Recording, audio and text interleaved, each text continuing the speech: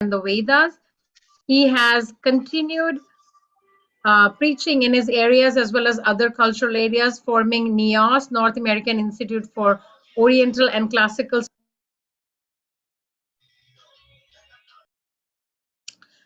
We would like to welcome Maharaj in the Partsarthi Foundation. Please bless us with your association, Maharaj, and we are looking forward and very eager to hear from you. Hare Krishna. Okay, thank you. Hello, Hari Leela. Our Sundardas, everyone. Haribo. Jai. Glad to see Hari you. Haraye Nama Krishna Yadavaya Namaha. Hari Haraya Hare Nama Krishna Yadavaya Namaha. Pal Govindaram Sri Madhusudan. Gopal Govinda Ram Sri Madhusudan. Giridhari Gopinatha Madana Mohan. Giridhari Gopinatha Madana Moha. Sri Chaitanya Nityananda Sri Advaita Sita. Sri Chaitanya Nityananda Hari Guru Vaishnava Bhagavata Gita. Hari Guru Vaishnava Bhagavata Gita. Bhagavata Gita. Bhagavata Gita. Bhagavata Gita. Sri Rup Sri Sanata Bhattaragu Bhatta. Sri Rupa Sanatana Bhattara Raghunath. Sri Jiva Gopala Bhatta Rasa Raghunath. Sri Jiva Gopala Bhatta Dasa Raghunath. Hare Krishna, Krishna Krishna, Hare Hare, Hare Rama, Rama Rama, Hare Hare. Hare Krishna, Hare Krishna, Krishna Hare Hare, Hare Ram, Hare Shri Shri Rupa Sanatan Ki Jai, Shri Shri Hare Krishna Mahamantra, and Sankirtan Ki Jai. Om Jnana Timirandasya.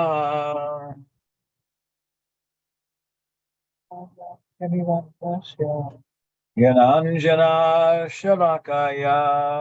Jnana Salakaya Chakshurun Militam Jaina. Chakshurun Militam Yena Tasmai Shri Gurave Namaha. Tasmai Shri Gurave Namaha. I was born in the darkness of ignorance, but my spiritual master opened my eyes with the torchlight of knowledge. Now for my obeisances to him. So I guess, can we share our screen? Oh, I need permission to share my screen. A PowerPoint show here. Yes, Maharaj, we're doing it. Okay.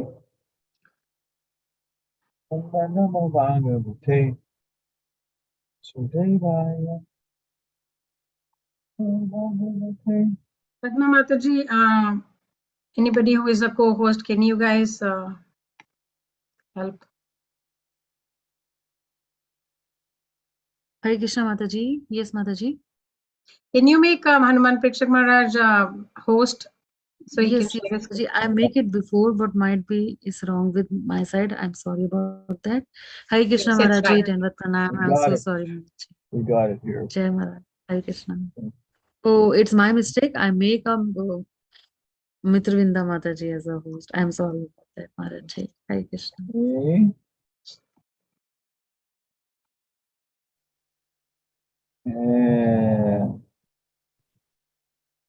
Can you see our PowerPoint show?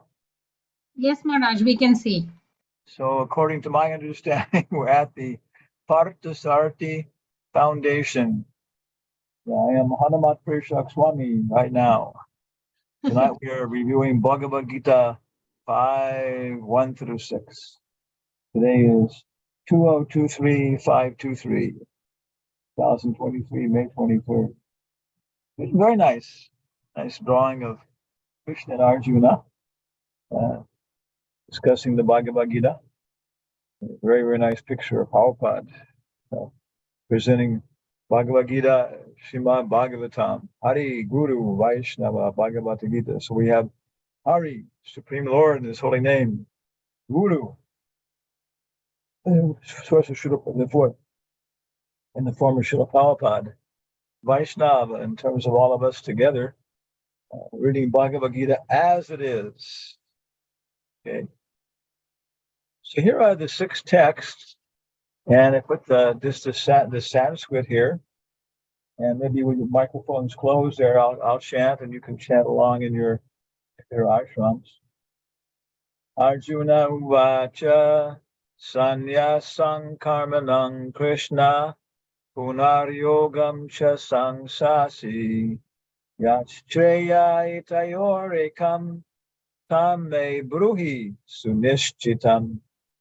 Shri Bhagavan Uvacha Sanyasahor Karma Yogascha Nishreyasya Karavav Ubal Kayos tu Karmasu Sanyasat Karma Yoga Vishishyate Jneyach Sa Nitya Sanyasi Yo Na Dvesti Na Kanksati Nirdvandvo Hi Mahabaho Sukham Bandhat Ramuchate. I'm going to stop for a second. Try and move my information bar. I did it.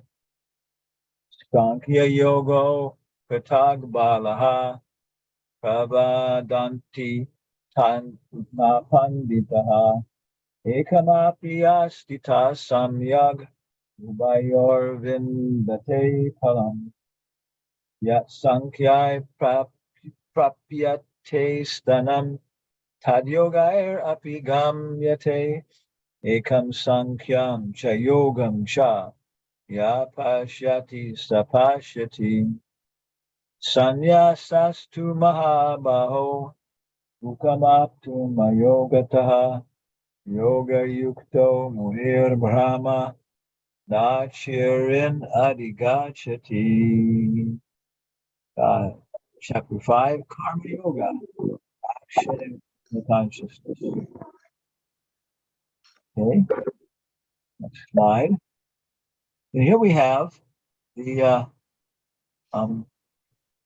just the translations.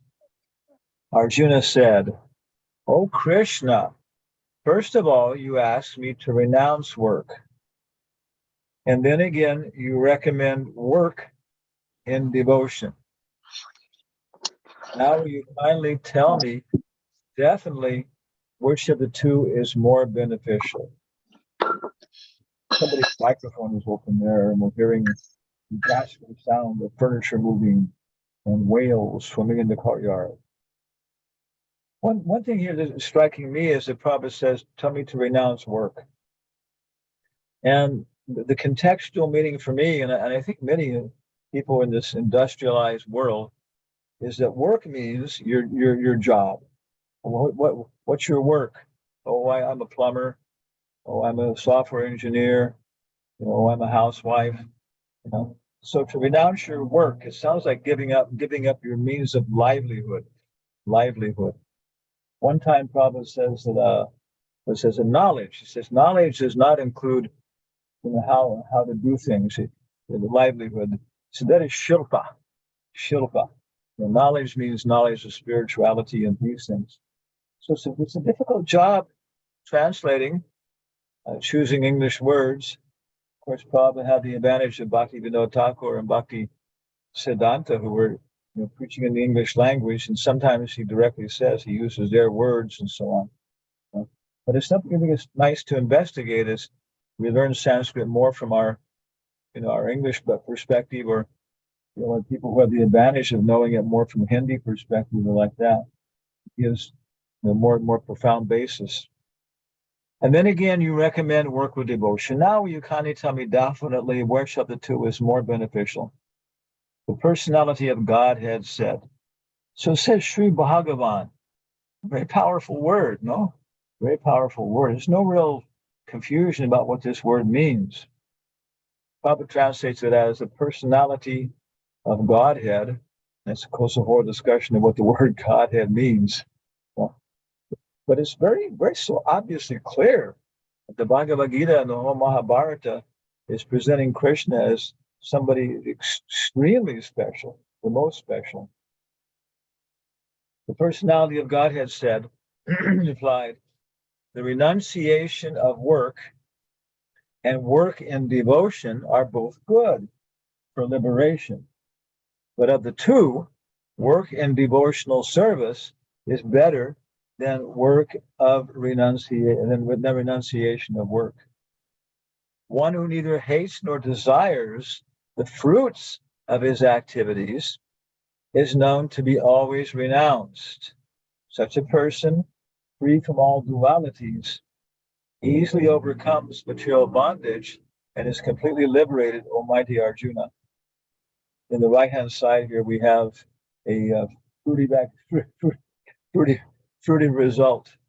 I guess it's vanilla, strawberry, pumpkin, lemon.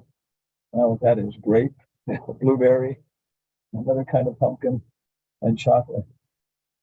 So if I'm thinking about taking this as a fruitive activity for my egoistic sense gratification, then it's a source of bondage, even if I want to offer it to others for the same purpose. But I'm thinking, oh, let me offer this to Radha Krishna, the best of all the ice cream. Then it becomes a source of liberation. Only the ignorant speak of devotional service, karma yoga, as being different from the analytical study of the material world, Sankhya. Those who are accurately learned say that he who applies himself well to one of these paths achieves the results of both. Analytical study of the material world, which is kind of like science. Science is like the Sankhya aspect, but of course, science is extremely tied in with engineering. And engineering and medical science or application is, science is funded, science is done if it's going to produce sense gratification. But there are some people, of course, in some way called pure science and theoretical physics and things like that, which are or mathematicians who are just really engaged in the analytical study of the world. Those who are actually learned say that he who applies himself well to one of these paths achieves the results of both. One who knows that the position reached by means of analytical study can also be attained by devotional service, and who therefore sees analytical study and devotional service to be on the same level, sees things as they are. Merely renouncing all activity, yet not engaging in devotional service of the Lord, cannot make one happy. But a thoughtful person engaged in devotional service can achieve the supreme without delay. Okay. Now here again, the same text. It's nice to hear them 4, 5, 6, 7, 15 times, but here we've added in some of the word by word meanings. Arjuna said, "Oh, first of all, you asked me to renounce work." So the Sanskrit is sannyasam karmanam. Okay, karma is the work, and sannyasam. Of course, sannyas, and I think here it's a very intimate connection, refers to also the varna ashram system and the actual ashram of sannyas, where one is supposed to be engaged in sannyas. As we understand the word san means complete, like in Sankirtan, many people together. And nyasa means renunciation. Of course, in all the ashram, brahmachari, grihastha, vanaprastha is nyasa. But here we're talking about sannyasa, when finally relinquishes everything. Sannyasa karma. So in previous chapters, there's been discussion of Kshatriya karma, Vaishya karma, Brahmana karma, Sri karma, and very similar to Kshatriya dharma, Vaishya dharma, Sri dharma. I say that more dharma is like the nature, and then karma is like the activity. You know, the activities that a guna karma, the activities that we are prescribed and form a complex of things in our life. As a sannyasi, for example, I have a complex of different kinds of activities and rituals and then things that I'm doing, I engage in. You know, as a married lady, somebody has the same things, or as a young single girl, or as a student boy, or kshatriya. So that's what the work here Prabhupada seems to be describing. And of course, it's very ideas there in the West, especially this great classic like Hamlet, you know, the greatest Western classic, and continuously a part of our culture. The ideas and the drama that's involved in it, the social relations. And there's very much the idea of destiny. And even Prabhupada, I think, even mentions that the word karma and the word destiny are very, very similar, you know. So you should renounce all these things that have just come to you by your destiny. It's so easy just to fall into them and just do them. They get to hate your neighboring country, to love your family. This is all things that you're destined to do. You know? And so that's a question in Hamlet. How much can we now renounce and how much do we have to do them? Okay. And then again, you recommend work and devotion. So what is work and devotion? Yoga. Now, of course, many people will become very upset. Oh, the Prabhupada is translating this word yoga as devotional service. Then coming on down to number 2, the personality of God replied, 5.2, the renunciation of work, sannyasaha, and work and devotion, karma yoga. You know, it's karma yoga. Of course, it also could be sannyas karma and karma yoga, are both good for liberation. Nishreyasha karao. Karao, doing. Nishreyasha. But of the two, work and devotional service is better than renunciation of work. Karma sannyasa karma yoga vishishyate. Karma sannyasa karma yoga vishishyate. Work and devotional service is better than renunciation of work. Karma sannyasat karma yoga vishishyate. Okay, karma yoga is better. Okay, the one who doesn't hate the fruits, hate or desire the fruits, who's equal to all these things is liberated. 5.4. Only the ignorant, the word for ignorant here is balaha, speak of devotional service, karma yoga, as being different from the analytical study of the material world, Sankhya. Those who are actually learned say that he who applies himself well to one of these paths obtains the results of both. Okay. And then 5.5 says, if you know these things, you understand that they're both the same, different pathways to the same goal. 5.6, merely renouncing all activities, karma, sannyas, yet not engaging in devotional service, yoga, of the Lord cannot make one happy. But a thoughtful person engaged in devotional service can achieve the supreme. And what is the supreme? Brahma. It's got Brahma. So we hear the Bhagavad Gita is described as Gita Upanishad. In the Kata Upanishad, the Kali Santara Upanishad, the Isa Upanishad. There's so many Upanishads, each one associated with one of the different 4 Vedas. And it's a very incredible system of a spiritual upliftment, of knowledge, of culture, of the Vedas. And of course, it was extending over a vast tract of land, Bharatvarsha, but into Cambodia, and even apparently, strong indication all the way through the Middle East. The word al is Allah, is everywhere. Understood and representing as the Son, the Supreme Lord. So many other people also describing how India and Bharatvarsha have been the radiating source of spiritual knowledge, transcendental knowledge, these things. And so we're looking at it though, and it's 5,000 years old. Even of course, archaeologically, we look at old things like the pyramids in Giza, with the Sphinx. Such an incredible structure, and it's right there in stone to look at and to examine and investigate. And it rather than solving the mysteries of the pyramids, it's more like the more they investigate, the more mysteries will appear. And this incredible depth of material knowledge and ideas and so many things like that is integration with the celestial activities. So Bhagavad Gita is, and the Vedic literature is an incredible world. And for them to try and bring it down into this industrialized man, we say the Western world, but Africa is also Western and also South America.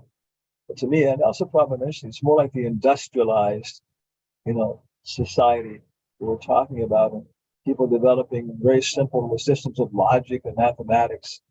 And so Prabhupada had to try and put it into this format.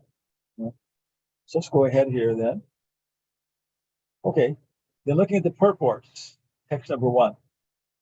In this 5th chapter of Bhagavad Gita, the Lord says that work in devotional service is karma yoga. It's better than dry mental speculation, Sankhya. Devotional service is easier than the latter because being transcendental in nature, it frees one from reaction. In the 2nd chapter, preliminary knowledge of the soul and its entanglement in the material body were explained. How to get out of this material engagement by buddhi yoga or devotional service was also explained therein. So to me, it's it would just say that buddhi yoga can do it. Buddhi yoga is great, but it doesn't give any kind of practical description of how to do buddhi yoga. In the 3rd chapter, it was explained that a person who is situated on the platform of knowledge, okay, so we're talking about knowledge, Sankhya, renunciation. The means to acquire knowledge in Sankhya is to renounce things. Stop smoking, see what happens. Stop drinking water, see what happens. So Jnana and Vairagya, Sankhya are very much integrated. In the 3rd chapter was explained that a person who is situated on the platform of knowledge, Sankhya, has no longer has any duties to perform. In the 4th chapter, so you see Krishna is getting a nice summary, chapter 1, 2, 3, 4, 5. 4th chapter, the Lord told Arjuna that all kinds of sacrificial work culminate in knowledge. And the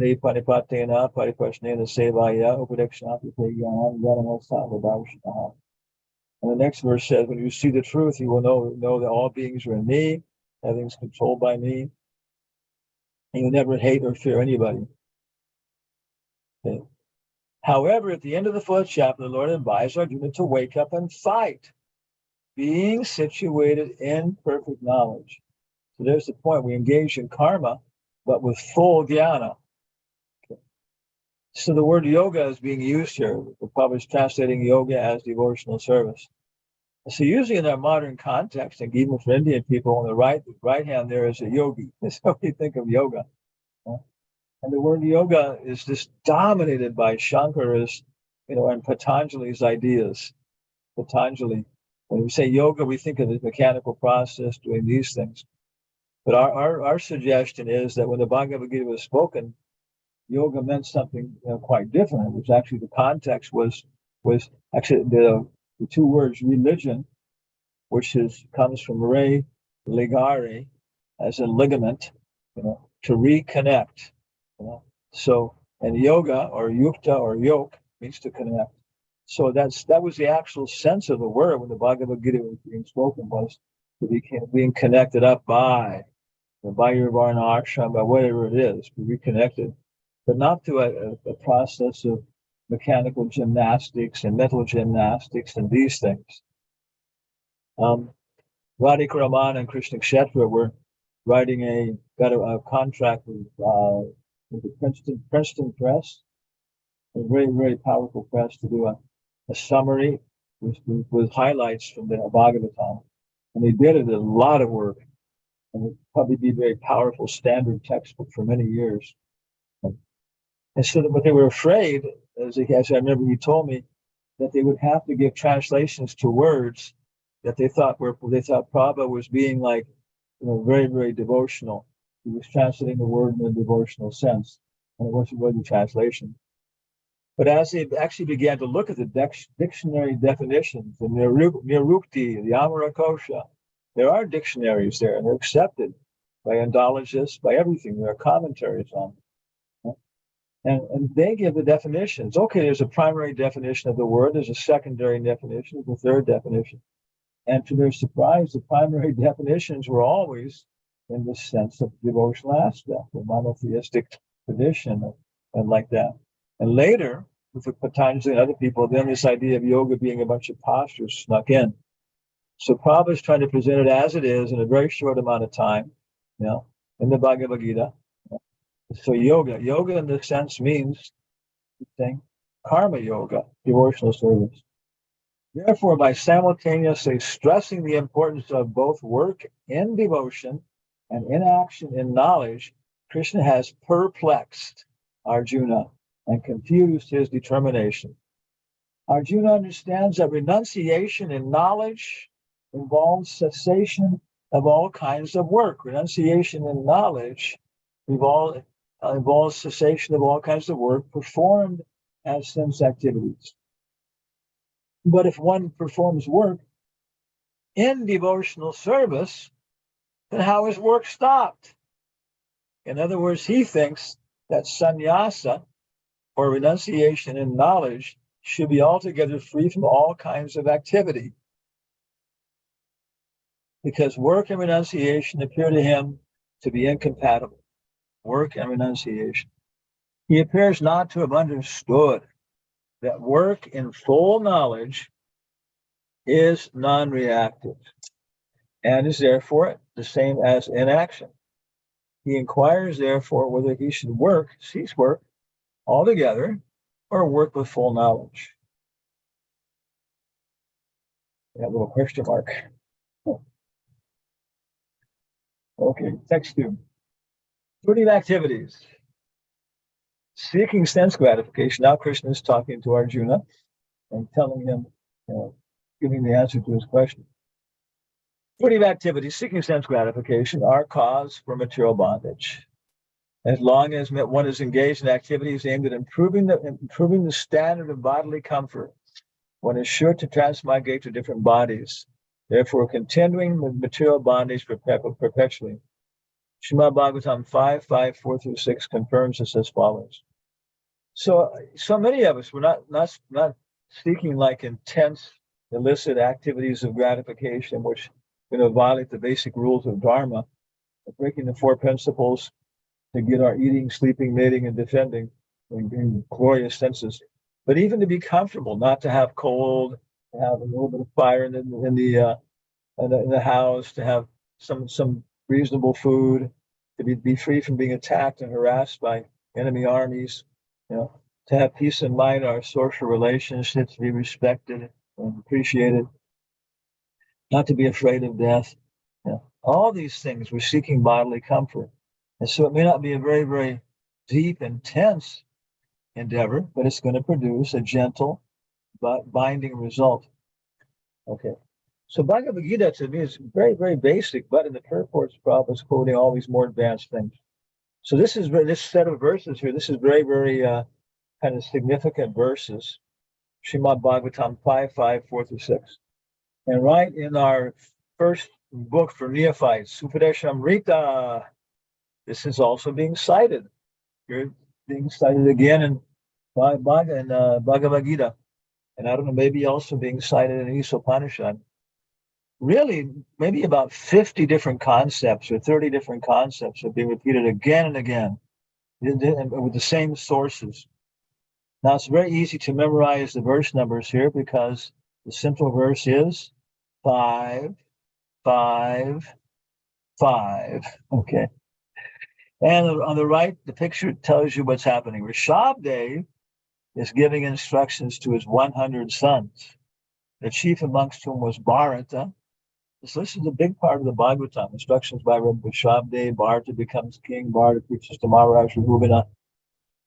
And then also the 9 Yogendras are also some of these sons. So Rishabdev, a very principal person. Okay, I'll chant now and you can chant with me. Nam pramata kurute vikarma yadindriya pritaya aprinoti sahadu manye yata atmanoyam asanapi klesha da asa deha parabhavasthavara bodha jato yavana jignasata atma tattvam yavakriyasthavadidam manovai karmatmakam yena sharira bandha evam mana karma vasam prayukte avidyayat mani upadiyamane patirna yavan mai vasudeve namurcha deho deha yogena tavat. So what did Rishabdev tell his son? Well, let's go to the next slide. People are mad after sense gratification. And if you impede them, they'll become really mad at you. They do not know that this present body, which is full of miseries, is a result of one's fruitive activities in the past. Although this body is temporary, it is always giving one trouble in many ways. Therefore, to act for sense gratification is not good. One is considered to be a failure in life. As long as he makes no inquiry into his real identity. Shakespeare says this, Socrates says this, Camus, Albert Camus, Nobel laureate.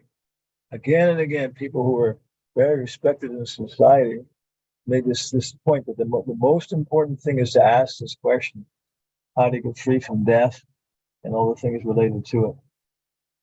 As long as he does not know his real identity, he has to work for fruitive results for sense gratification. He's not engaged in self-gratification. He's engaged in sense gratification, trying to make our jacket and hat happy. As long as one is engrossed in the consciousness of sense gratification, he has to transmigrate from one bodhi to another. Although the mind may be engrossed in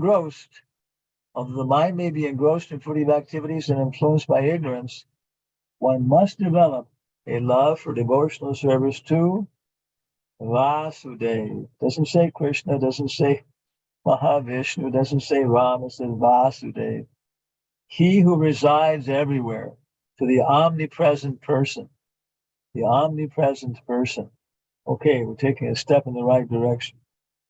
Only then can one have the opportunity to get out of the bondage of material existence. Such a Rishabdev was telling his sons, Prabhupada is telling us again and again what the Bhagavatam is saying. Therefore, Prabhupada continues, Jnana, or knowledge that one is not the material body, but spirit soul, is not sufficient for liberation. One has to act in the status of spirit soul. Otherwise, there is no escape from material bondage. Action in Krishna consciousness is not, however, action in the fruitive platform. Activities performed in full knowledge strengthens one's advancement in real knowledge. If we understand that somehow or other we have a suspicion, we believe that the deities in our house, in the temple, are not just statues, and the devotional service is not something coming from my senses, my sentiment, my mind, but we have this experience of chanting, following principles, and association of devotees and intense kirtan. We begin to begin to know that we have an existence beyond this karmatmaka. What it was says that there's a word colored. Our activities are colored with sense gratification. So we're not, when they're pure for even a moment.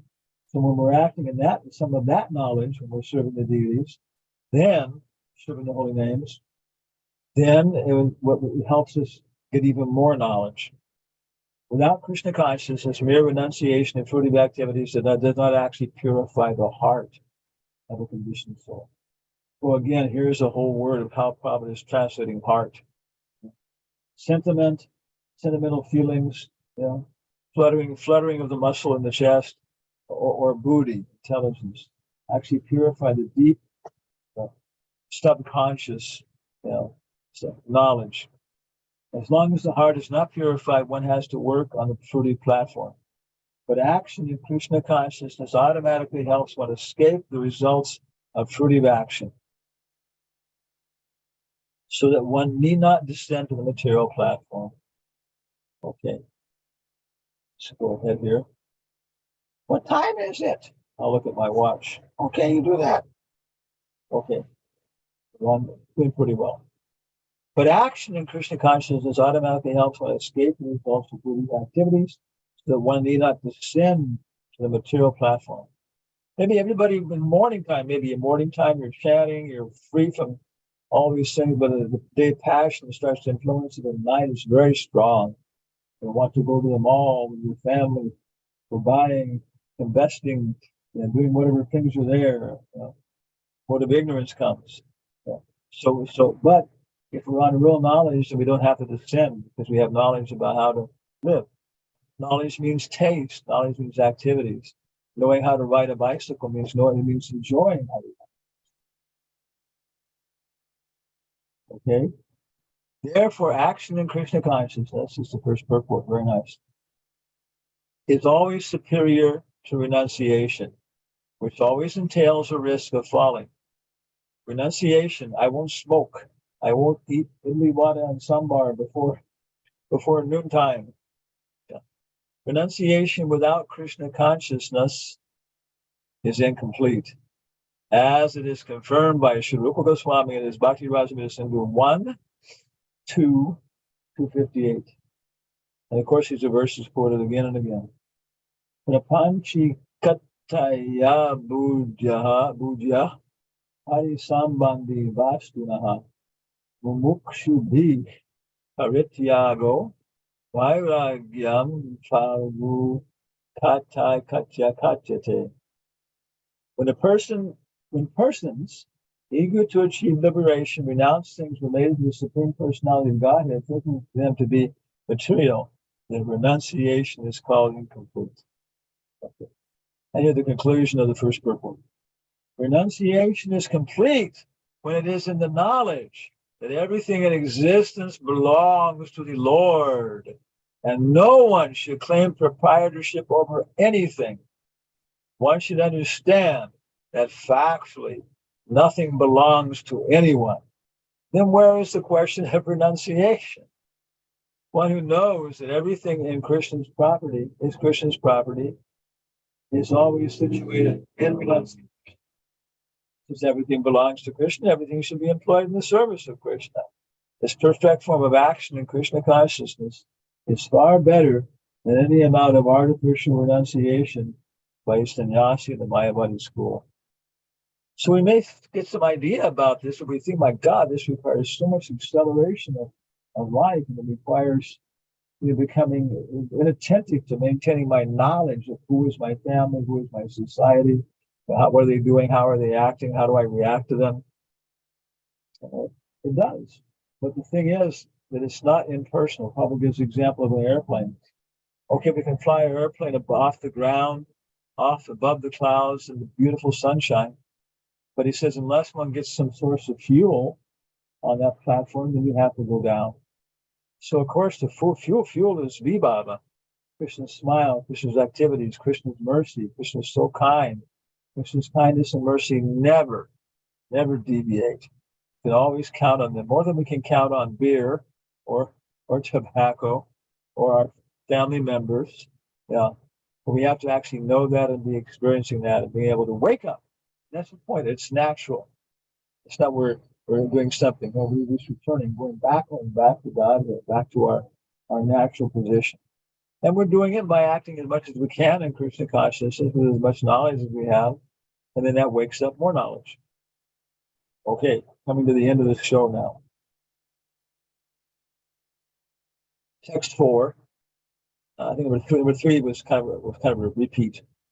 The aim of analytical study in the material world is to find the soul of existence. The aim of analytical study, Sankhya, or science, of the material world is to find the soul of existence, the God particle, something boson, Higgs boson. The soul of the material world is Vishnu, Vasudev, or the super soul. Devotional service to the Lord entails service to the super soul.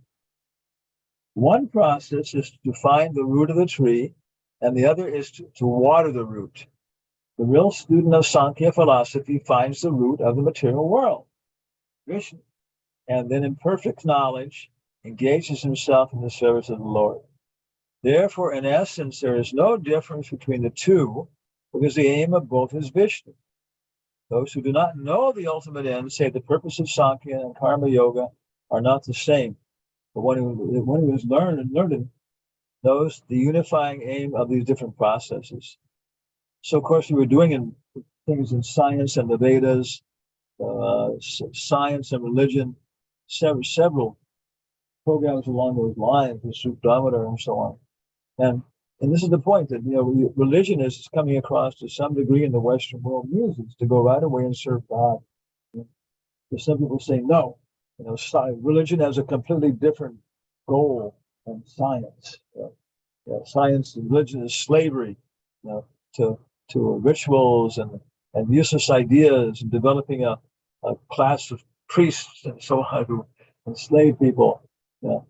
But no, people actually know that whichever goal you're adopting is the same result. Next slide. The real purpose of philosophical research is to find out the ultimate goal of life. Since the ultimate goal of life is self-realization, there is no difference between the conclusions reached by the two processes. In the first process, Sankhya, one has to become detached from matter. And in the devotional yoga process, one has to attach himself to the work of Krishna consciousness.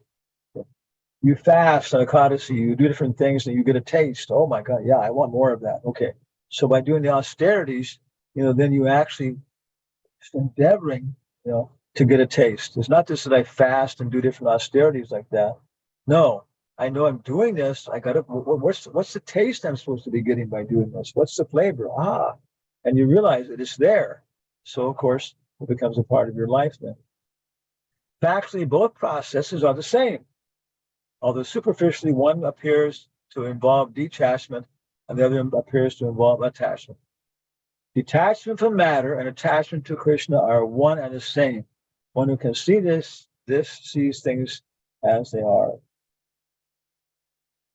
Okay, there's a very nice picture of one yogi engaging in worshiping and installing some deities, with Srila Prabhupada chanting mantras.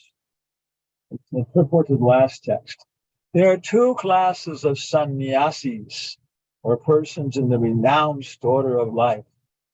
The Mayavadi sannyasis are engaged in the study of Sankhya philosophy, whereas the Vaishnava sannyasis are engaged in the study of Bhagavatam philosophy, which affords the proper commentary on the Vedanta Sutras. The Mayavadi sannyasis also study the Vedanta Sutras, but use their commentary called Sharirakya Bhasya, written by Shankaracharya. The students of the Bhagavad Gita and Bhagavata school are engaged in the devotional service of the Lord according to the Pancharatrika regulations. And therefore the Vaishnava sannyasis have multiple engagements in the transcendental service of the Lord. They can cook for Krishna, sing for Krishna, clean the temple for Krishna, mow the yard for the lawn for Krishna, for the cleaning the temple. So it's much more natural process. There's no big jump involved. You start taking your activities, whatever they are, and progressively engage them in Krishna's service. Now, was Prabhupada writing this for the hippies who were becoming his followers? That's just about the only people who were joining to a large degree. Of course, there were, more common people weren't joining, and also the Gyanis and professors are common in general. So it seems that a lot of this Bhagavad Gita is being written for the future, when people have developed some knowledge and everything else of the Vedic culture. We've been engaging for hours and hours in the last few days and working on editing these movies we're doing. And then as a result of them now, big professors, Professor Miguel Polo, today we had an hour meeting with him and Abiram about really initiating strong studies of Sanskrit culture in Latin America, Sanskrit language. And it seems that now in the world, so we're suggesting that they start off with a seminar on Chandika Pandit. Yeah. Because he's well known. He was the advisor to Chandragupta. Chandragupta was fighting Alexander the Great. Alexander the Great's Brahmin was Aristotle. So, and there's some Sanskrit there. You can begin to understand the context. So it's really not to just a dry understanding of a machine language. No, it's understanding how it's a part of a culture. And as I engage in the words and that kind of stuff, and different words he's using and so on, the vocabulary, then people get a taste. And some people say, I want to do this. Okay, then from a workshop, they go to an entire semester. And then after that, starting to get enough people interested. And Paschatya Desha, how many people will become interested? What's going to happen? And maybe, there'll be people that really aren't interested. After a very quick time, they'll go to India to actually complete their studies, to advance their studies. And with more knowledge and everything else, then you can express it in so many ways. If you understand bicycles, you can help people to ride their bicycles, repair their bicycles, build bicycles. But with more knowledge, you can also then go to, to automobiles and other things like that. So developing a knowledge of Sanskrit culture, and it gives us multiple engagements. Okay, so more to come. Come again. It's nice. Talking in the two different moods. What was he talking about? Two different moods in the same meeting. So, any questions or comments or complaints or anything? Hare Krishna, Prabhuji. So, are we taking the question answer session now, Prabhu? Maharaj? Hello, Prabhu. We are going to do the question answer session. Anybody who wants to ask a question, please raise your hand from Maharaj. Please raise your hand if you have any questions for Maharaj. Okay, Mihika, you are the first person. Hare Krishna, Mihika, you can ask your question to Maharaj. Hare Krishna Maharaji. Thank you very much for the class. So I just had a small question that we get voices from the inside, and for me I get sometimes two options, and when I'm kind of confused in one thing or another thing, get two voices. So I don't understand which one's correct, and I end up doing sometimes wrong, sometimes correct, and I don't understand which one to do. So Pablo gave because we're trying to understand Teshamevanu Kamparta Mahamagyana Jamta Maha Nasyami Amabhavasto Gyana Deepena Bhaspata. That, Tesham Satata Yuktanam Bhajatam Priti Purvakam. These are the essence of the Bhagavad Gita in 4 verses. Krishna says, Tesham Satata Yuktanam. With those who are always engaged in my yoga, in my bhakti yoga, Tesham Satata Yuktanam Bhajatam Priti Purvakam. With affection, with a nice motivation, I give them the knowledge by which they can come to me. The next verse, he says, I do that from within the heart. So very essential. So probably another place he says, this means initiated devotee, second initiation. Because the time you take second initiation, and maybe you don't even do it formally, maybe you just take Harinam Diksha or something, but you're becoming purified by chanting. And then when you come to that level of Brahman, of being a Brahmana or these things, then you can engage in the deity worship. And so if we're engaged in worshiping Krishna in this form, in our house or our own shalagram shila, or even in our heart, if we're the sannyas ashram or in the temple, then there's 24 hours. It's just what Prabhupada was saying in the last purport, Pancharatrika Vidhi. You have to wake up the deity at this time. You have to take bath first. You have to do these things. You have to cook. You have to do arti. It's just, we're engaged 24 hours a day. Okay, now it's time to rest the body. We have to gratify the senses, but not for ourselves, because they are Krishna's senses, and they need to have rest so they can recover and prepare themselves. And it's at nighttime. The garbage men go around. The people change the light bulbs and the traffic light bulbs at night. It's the same way when you rest and you sleep, your body is big physiological changes and tremendous amount of repair on the muscle tissues that were stretched during the day and need to be fixed up again. So, as we become purified, then we can start to trust our intelligence. When we become advanced brahmanas and we become sannyasis or goswamis, and that's everybody, children, men, women, everybody has to become Goswami in their own way. And then we even more can distinguish even more, which is the devil talking, which is God talking. Prabhupada gives a nice example. He says, it's like a mother. She trains her little child to recognize when he or it has to urinate. Okay. Oh, no, yeah. And then the little child says, oh, I have to go and pass water. Okay. They begin to recognize the internal feelings because it's further just spaced out, looking outwards to try and suck on something or something, or see something. But then you start to become conscious of their internal sentiments. And then with some help, the training from Guru, Mother, then we begin to recognize, so that means my body has to pass water and so on. And nice stories about this in terms of, potty training, how we were trained and how we train people and what things that interfere with the process and so on. So he said, in the same way the mother trains the child to recognize the impulses of the body in this sense, the same way the spiritual master trains the disciple to recognize the impulses of the super soul, so that the disciple can be guided when the spiritual master is not perfectly present.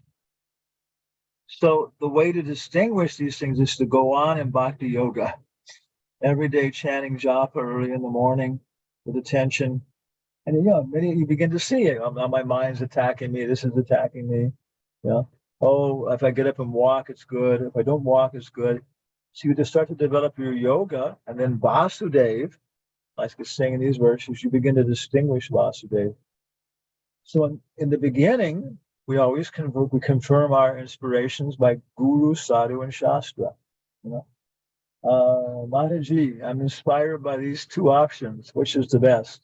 And you talk to different people about things. It was important to talk to 6 different people about what you're feeling in terms of something, maybe your career choice or so many things, And then, of course, there's Prabhupada's books, which are giving us, if you go on reading, every time I read these things, I discover new things, on and on, And of course, some books are for more advanced people. Bhagavad Gita's ABC. If you got that down, okay, you're bored with Bhagavad Gita. Well, you know your ABCs.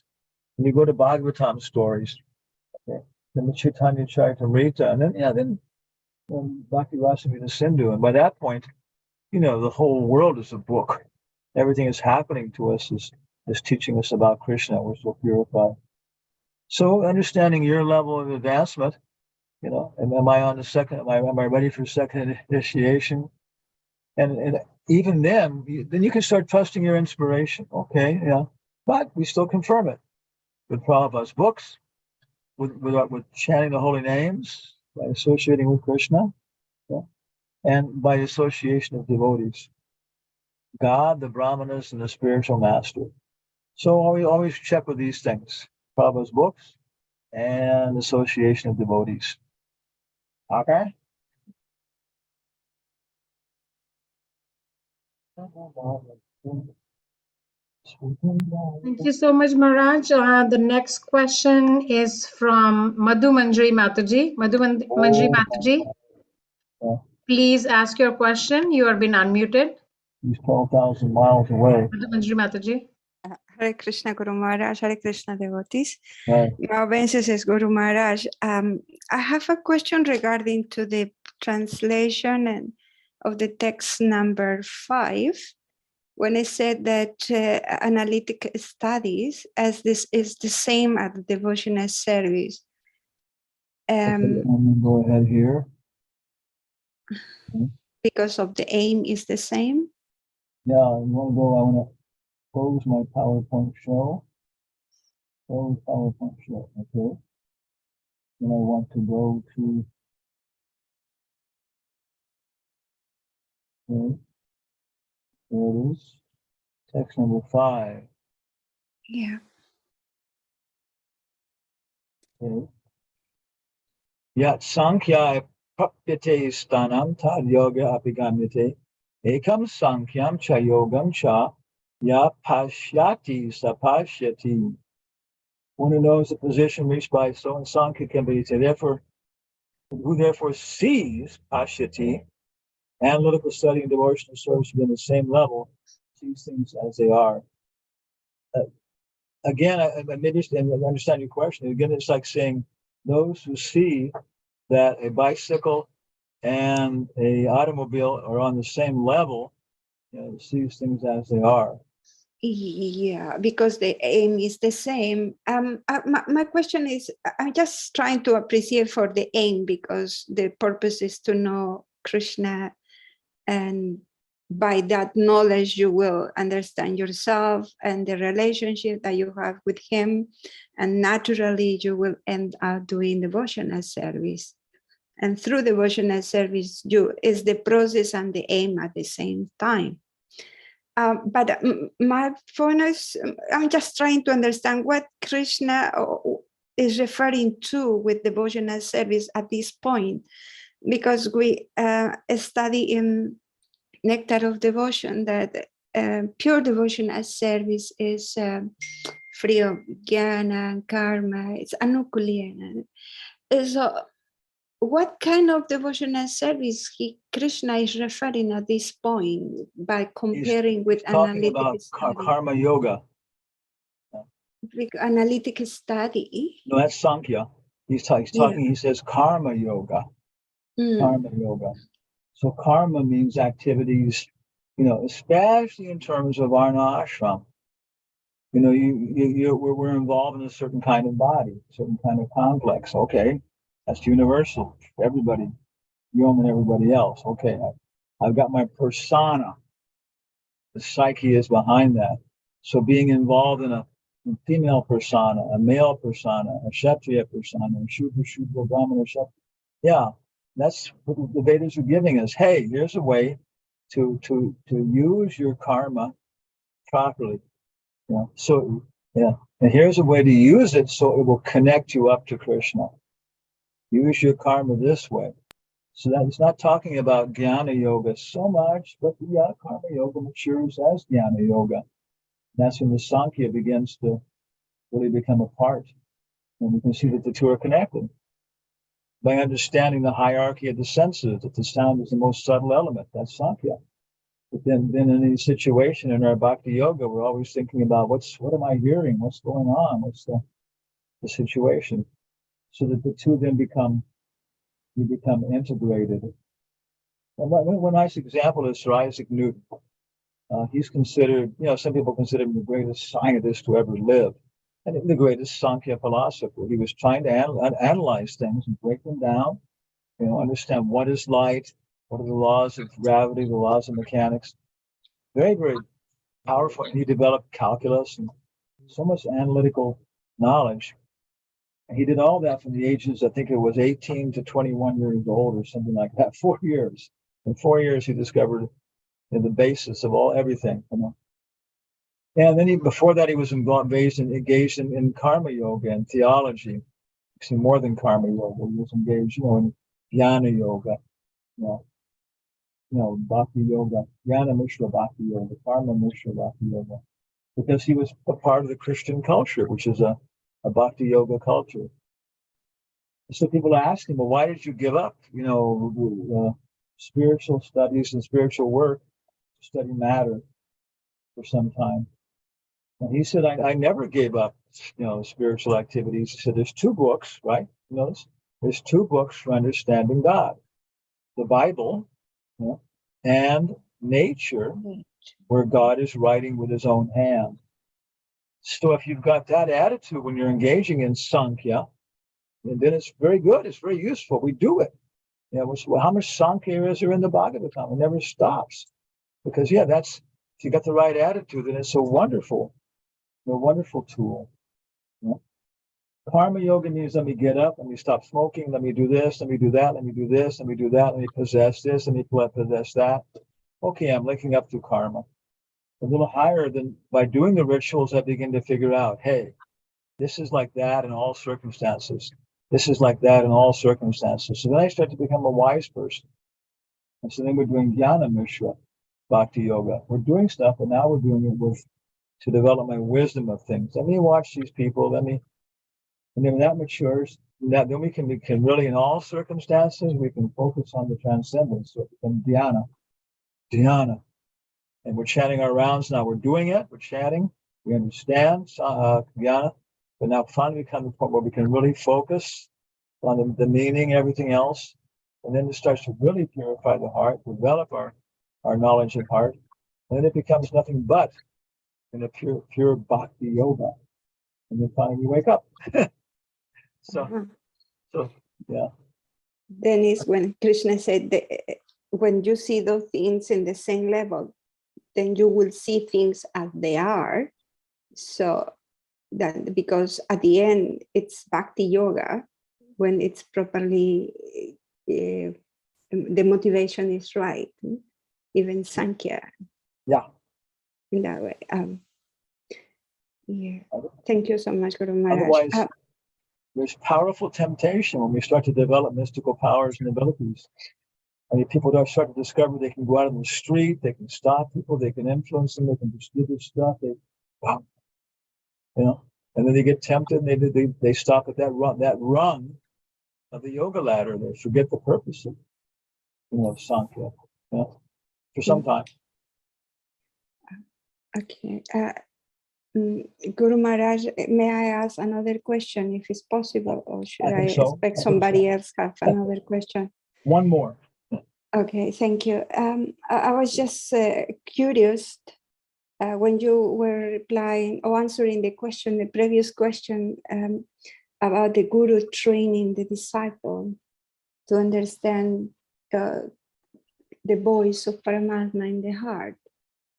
I wonder how that takes place. And for example, how you train your disciples in that way.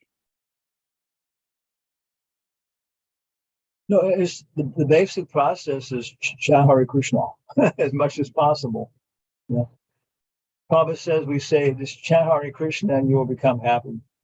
But he said this is like telling somebody who has a disease, go to the hospital, you'll become cured. It's a fact. But once you get there, you've got to deal properly with the reception people. You've got to follow this instruction. You've got to open your mouth. You've got to, so many things. But the basic principle is there.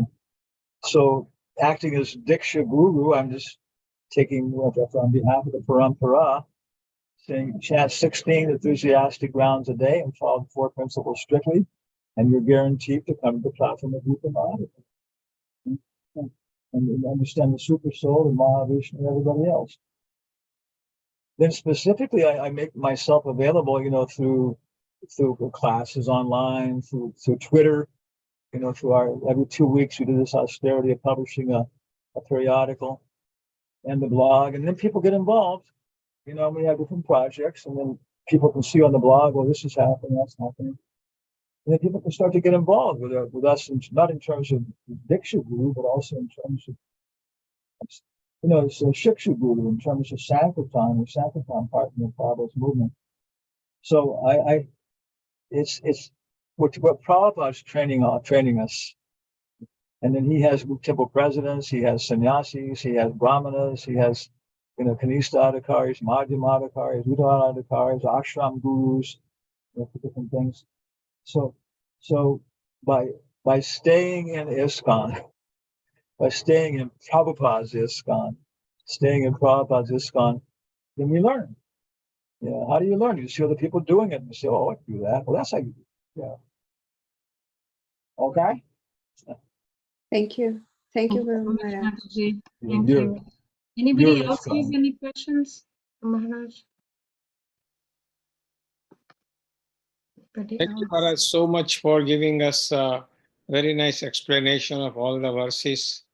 And we hope that you will continue to Partsarthi Foundation to give your association, Vani Association, at least till you come personally here. The conclusion of all this work, if we stick with it, is in the end we'll kill it. We'll kill our martial arts teacher, and we'll kill all of our cousins, and we'll kill our grandfather. That's if you stay with the Bhagavad Gita, that's what you're going to end up doing, right? The conclusion of using the Bhagavad Gita is to kill all of your cousins. You should tell people that when they sign up. If you follow this book, you'll end up murdering all your cousins with a clear conscience. Yes. Yeah. Anybody So- still have any question? Last question for Maharaj before we end our session today. Okay. Who's here? Let me look. Go ahead and look here. What do we got? We got stop sharing. Okay. And 1 second, down here it has participants, and there is Man Harini Devi Dasi Hari Lila Das Amit, some strange person. Abhay Narayan, Abhishek Singh, Arjuna Das, Yes. Arjun Singh Ta Hokor. Oh my God, it's going so quickly here. Bhakti by Baba Deji Dasi, Carlos Roll, he's from Chile. Dhamini Devi Dasi, Darshana, Hari Balaba, Ishwari Radha, Kamala Shah, Kevin G. A lot of people from Nashville. Kiran, Madhu Singh, Madhu Manjari, we got many Madhus. Mina's iPhone. Mihika, Nilam Kiran's iPhone. Okay. And we got Niranja, Tagore Sundardas, Rani G, Saroj, Sharabi Singhai, Shashi Prakash. My God, he's an advocate, the Supreme Court of India. He's the advocate for all the monkeys in Vrindavan. Yeah, his clients. Shri Radha Balaba Das Tanu, Veena Narayan, Vrishabhananandani, okay, from Argentina. Yashoda Devi Dasi. And 1202701. Okay. So thank you all for your association. This is becoming a very, very important part of our spiritual consciousness. Thank you very much. Hare Krishna. Hari Bol. Thank you so much, Maharaj. Hare Krishna. So we'll end the session here. Vancha kalpatarubhyascha krupa sindhubhya eva cha patitanam pavanebhyo vaishnavebhyo namo namaha. His Holiness Namaprasak Swami Maharaj ki jai, Srila Prabhupada ki jai, Gaur Bhaktarvrinda ki jai. Hare Krishna everyone, and see you next week. Hari Bol. Any last comment, Manhari Mataji, from you? No, Prabhuji, we are very, very thankful that Maharaj came today. Thank you everyone for your association. Thank you, Hare Krishna.